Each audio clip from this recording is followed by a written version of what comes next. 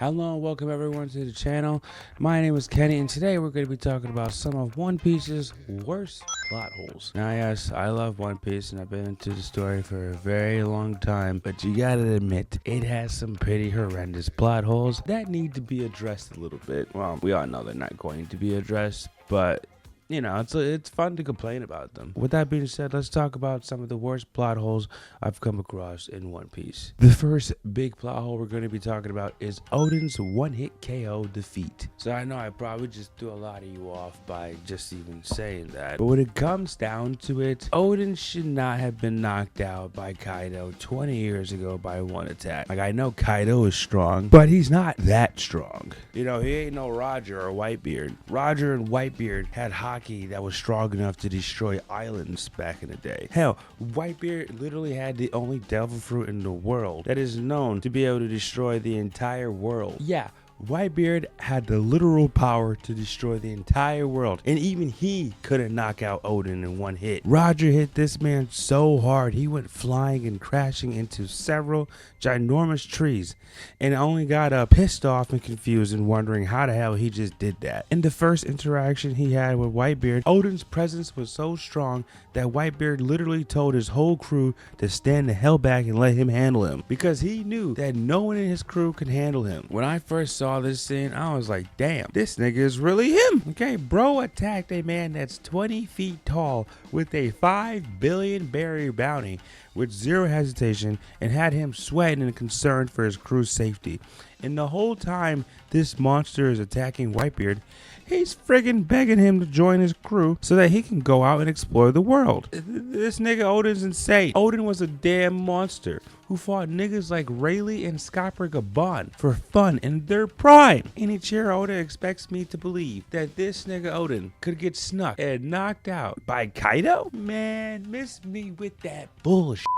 This one scene alone ruined Oden's whole flashback story, in my opinion. And Oda made it even worse when Oden sat there and got boiled alive in oil when it was completely unnecessary, because all 9 of the scabbards were strong enough to break their chains and get away at any moment. Like, honestly, this whole part with the pot of boiling oil that Oden had to sit in for over an hour was just completely unnecessary. Yeah, it was just ridiculous what they did here, dog. Like, Oden did not need to die this way. This whole boiling pot of oil thing is completely unnecessary because everyone ended up fighting and running away for their lives anyways. And I know Oden was trying to prevent all of that, but like, hey, come on, dude. Oden's not retarded. It should have been pretty obvious to him that there was no way in hell anybody was going to get out of this situation without fighting for their life or getting hurt at all. Now, there's a whole lot wrong with the story of Oden, but I'm not gonna even bother getting into it all because at the end of the day, I love this character. Oda made a cool ass character here. You see, to me, Oden is like the Broly of One Piece. Like, he's cool as all hell,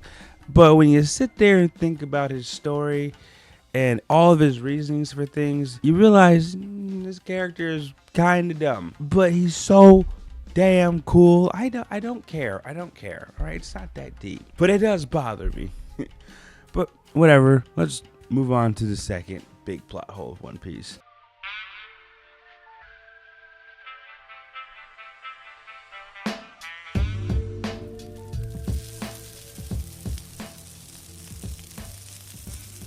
Now, I know for a fact there's a lot of people that are going to agree with me on this one. Yes, let's talk about Sabo. He is a major freaking plot hole in the story. Oda knows this. He has to know this. So the whole world knew who Luffy was when he earned a bounty of 300 million berries. Hell, he was famous everywhere when he had 100 million berries. But he was really, really famous when he got that 300 million berry bounty after the invasion of Enies Lobby. The newspaper talked about him and other pirates with lower bounties regularly, and Luffy reads the newspaper, okay? How the hell did Luffy never find out about Sabo being alive? How the hell did Ace never find out about Sabo being alive? And when it comes to Luffy, you can just make the excuse, oh, he doesn't care or bother to read the paper all the time, you know? But when it came to Ace, it made zero sense at all, all right? This motherfucker checks the news regularly, and I believe he did so all the time just while he was searching for Blackbeard. Okay, this man was on a manhunt, all right? Looking at every damn lead he could possibly get. Ace should have found Sabo's bounty poster at least once in his journeys. And like I said, the whole world knew who Luffy was with 300 million berries, all right? Ace was a household name with 550 million berries. Sabo's bounty was 660 million berries. And these niggas never heard of him. And never saw a headline about him whatsoever say, Sabo, Chief of Staff of the Revolutionary Army, did this and this and that. All right, this dude was a number 2 in the Revolutionary Army, the world government's biggest threat. It makes zero sense. Luffy and Ace definitely should have found out that he was alive, and Garp should have known about his existence too. Garp knew damn well who Sabo was, and after the invasion of Enies Lobby, he took time out of his own damn day to go tell Luffy who his father was, and didn't even bother mentioning a damn word about Sabo being alive. Why? Why? Who the hell knows why? Just cuz. Like, I wish we at least got some BS explanation for this, like how we did with Sabo losing his memory. But the whole part about him being a famous revolutionary with the bounty of over 600 million berries, it just ruins everything, all right? It makes Sabo's whole thing not make sense, and it bothers me, all right? It bothers me. But there's nothing we can do about it, all right?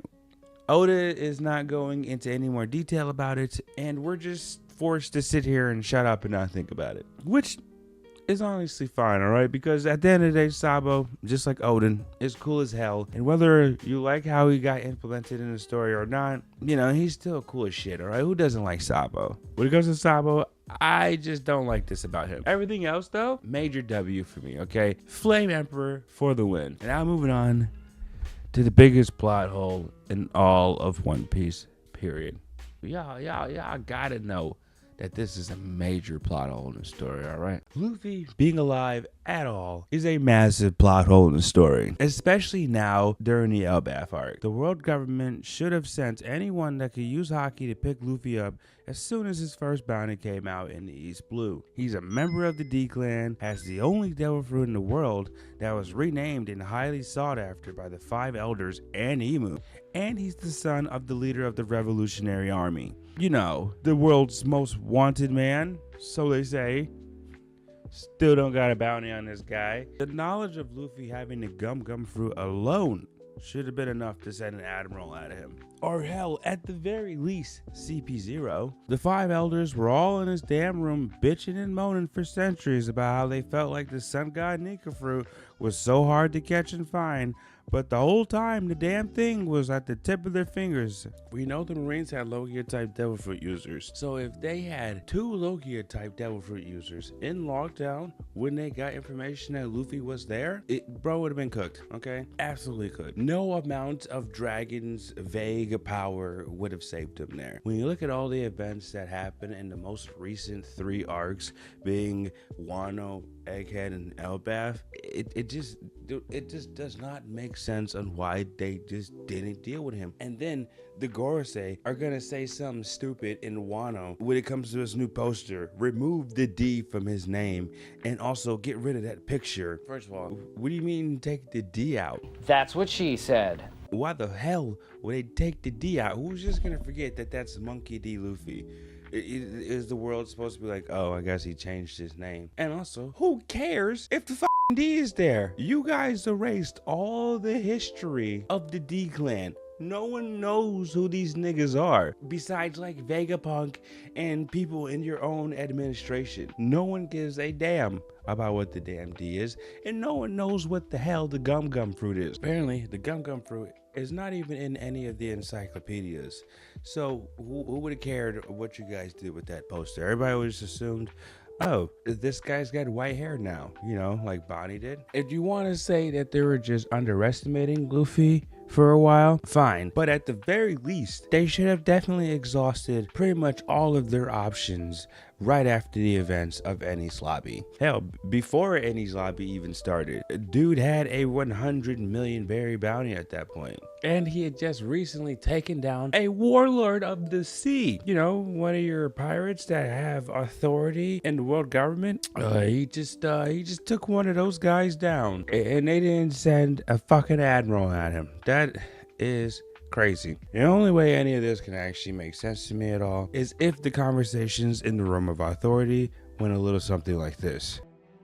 This better be good. We're very busy sitting here doing nothing all day. I'm sorry for barging in without proper notice, O great elders. But this is a very pressing matter that needs to be addressed and dealt with immediately by some of the best and top-ranking officials of the world government. What is this matter you are speaking of, Vice Admiral? We just got a report from the undercover CP9 agents that Straw Hat Luffy and his crew recently touched down in Water 7 and are in desperate need of a new ship. I think this is our perfect opportunity to apprehend Straw Hat Luffy, Roronoa Zoro, and Nico Robin. We're requesting the help from Admiral on this.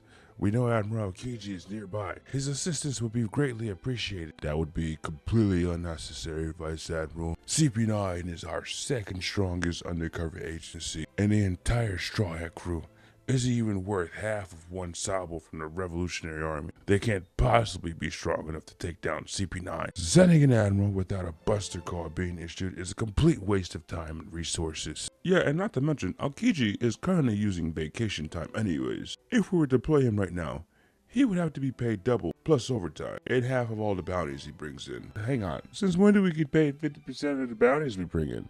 I've never heard of this, or even been compensated for that. Well, of course you haven't. Marines with the rank of Admiral or higher and Monkey D. Garp are the only ones with this benefit in their military contracts. What the fuck? Why does Garp get it? You know what? Never mind. There's no time to worry about that right now. The Straw Hats seem to be growing in power and status more and more every day. No matter what we do, they always slip through our fingers in some way, shape, or form. Nico Robin is the sole survivor of the O'Hara Buster Call and knows how to read the ancient texts of the poneglyphs. Having someone such as her on their crew means that they could access ancient weapons and wreak havoc on the whole world. And before she joined, they successfully evaded Commodore Smoker on 3 separate occasions. And he's a Logia-type devil fruit user. On one occasion, he was stopped by Porcus the Ace, the son of Gold D. Roger and the 2nd Division commander of Emperor Edward Newgate, and the other 2 times they got away, they did it on their own, which means at the very least they could use hockey, and they're very well coordinated. And not only that, they clearly have strong connections with powerful people in this world that are completely unknown to us. We really need to get these guys off the seas immediately. You make a good point. Thank you, Saint Top Man. We must apprehend Nico Robin immediately. Inform CP9 to bring her into custody. We can deal with Straw Hat and Roronoa Zoro later. Wait, why later? When we can get them all now, great elders. I mean, I don't mean to question your authority or reasons, but if we continue to wait to capture and execute Monkey D. Luffy, he could possibly awaken the true power of the Gum Gum. Who told you about that? Please no. I'm on fire!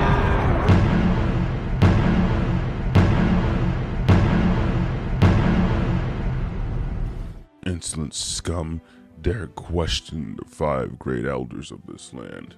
I mean, he kinda did have a point there though, right? Like, haven't we been chasing the Gum Gum fruit for over like 800 years now? He hasn't awakened it yet, you know.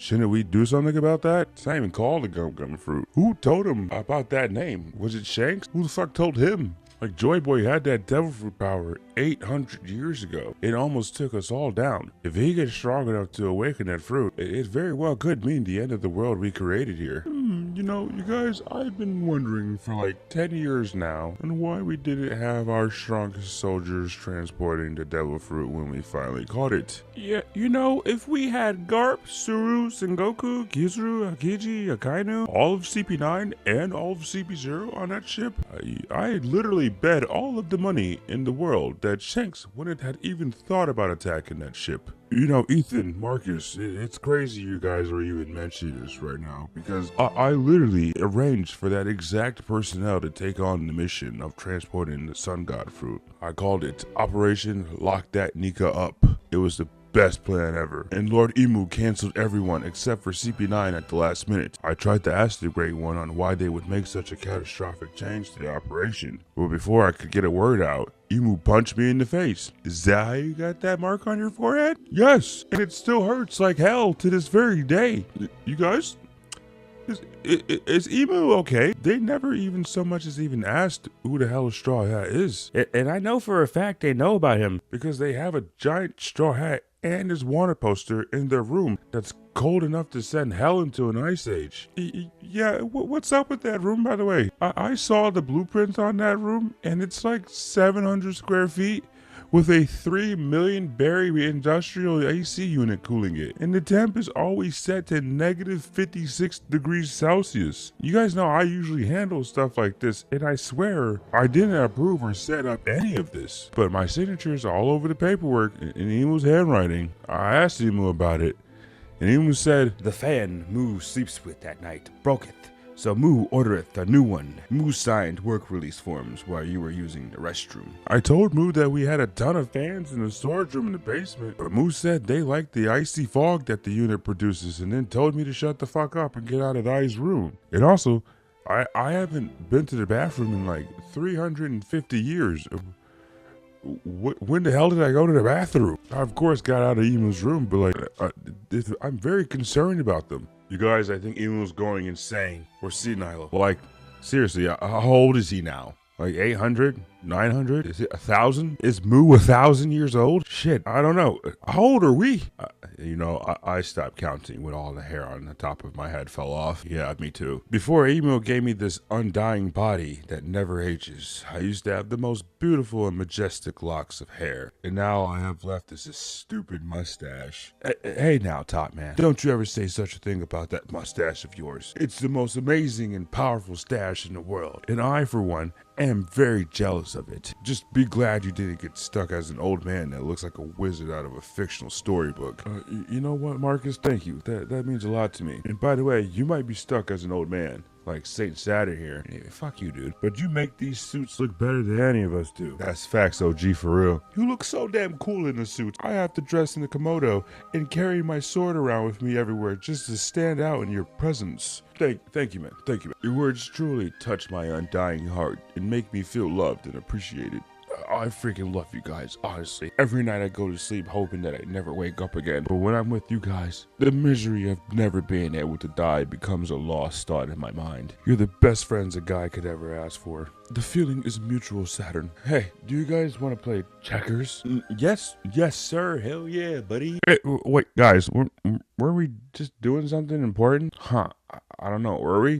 Whatever it is, I'm sure that whoever is working on it can handle it. Yeah, it's not like we can do anything for those people, so who cares for now? Let's play some checkers, boys. But I don't know. Let me know what you guys think about all of this stuff that we talked about in this video in the comment section below. And if you enjoyed this video at all, leave a like and subscribe too. I'll see you guys in the next one. Peace out.